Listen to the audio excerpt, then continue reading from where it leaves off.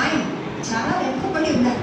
నేను last time చెప్పాను, మీ constitute half ఉన్న వాళ్ళందరూ మంత్రముగ్గులు టైం లేదు కాబట్టి అవార్డుకి పంపించేస్తున్నాం మేడం.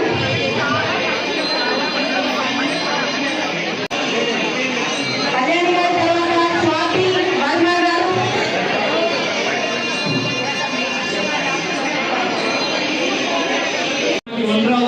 మేడం గుడ్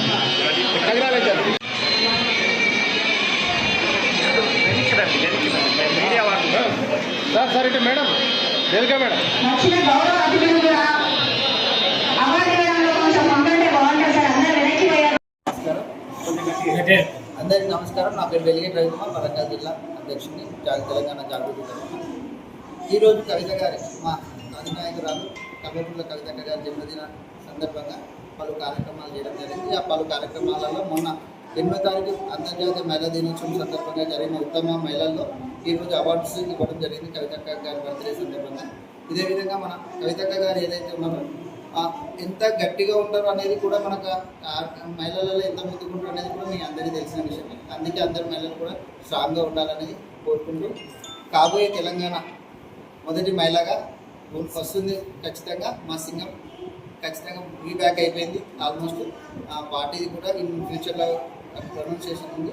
అందుకు ఈ మహిళలు కానీ మన కార్యకర్తలు కానీ అందరు సహకరించారు. వల్ల పెద్ద ఎత్తున పొద్దున్న చేసిన 15 కార్యక్రమాలలో చాలా సక్సెస్ చేశారు. ఇది గ్రాండ్ సక్సెస్గా ఉంది అని కోరుకుంటున్నాను.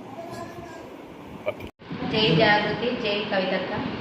ఈరోజు కవితక్క పుట్టినరోజు సందర్భంగా దేవక్క 5 వారిలో మహిళల దినోత్సవం జరుపుకున్నందుకు నాకు చాలా సంతోషంగా ఉంది. నా పేరు ఆకనాటి మంజులారావు, నేను హన్మకొండ డిస్ట్రిక్ట్ ప్రెసిడెంట్ని. అక్క నన్ను ఆహ్వానించినప్పుడు ఎంతో సంతోషం అనిపించింది. ఈరోజు నేను ఈ స్థాయిలో ఉన్నానంటే కవితక్క దయవలు. నేను బ్రతుకున్నంత వరకు కవితక్క అడుగుజాడలో నడుస్తానని, కవితక్క సీఎం కావాలని, ఆమె కోరిక నెరవేరాలని ఆ దేవుడిని ప్రార్థిస్తున్నాను. నేను చెట్టుపల్లి దేవుగా శక్తి ఫౌండేషన్ ద్వారా అనేక కార్యక్రమాలు చేపడుతున్నాను. ఈరోజు అంతర్జాతీయ మహిళా దినోత్సవ వేడుకలు ఇంకా ఘనంగా జరుపుకుంటున్నాము. దీనికి ప్రత్యేకత మన కల్వకుంట్ల కవిత తెలంగాణ జాగృతి అధ్యక్షురాలైనటువంటి కవితక్కది ఈరోజు బర్త్డే ఉంది. ఆ సందర్భంగా కూడా ఆ 2 అంటే శక్తి ఫౌండేషన్ నుండి కొంతమంది మహిళలను మేము ఉత్తమ మహిళలను తీసుకొని ఆమె బర్త్డే సందర్భంగా పురస్కరించుకొని మేము ఈ ఉత్తమ మహిళలకు అవార్డ్స్ ఇస్తున్నాము. ఆ విషయాన్ని తెలియజేయడానికి సంతోషపడుతున్నాను.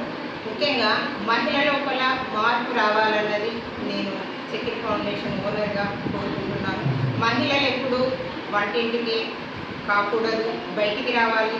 అన్ని రంగాలలో కూడా ముఖ్యంగా ప్రతి విషయంలో కూడా పట్టించుకొని ముందుకు వచ్చి ధైర్యంగా ఏ విషయం కూడా మాట్లాడుకుంటూ పోరాడుకుంటూ చేతనైతే దేనికైనా సిద్ధం అనే విధంగా ప్రతి ఒక్క మహిళ తయారు కావాలని ఈ సందర్భంగా నేను వేడుకుంటూ ముగిస్తున్నాను.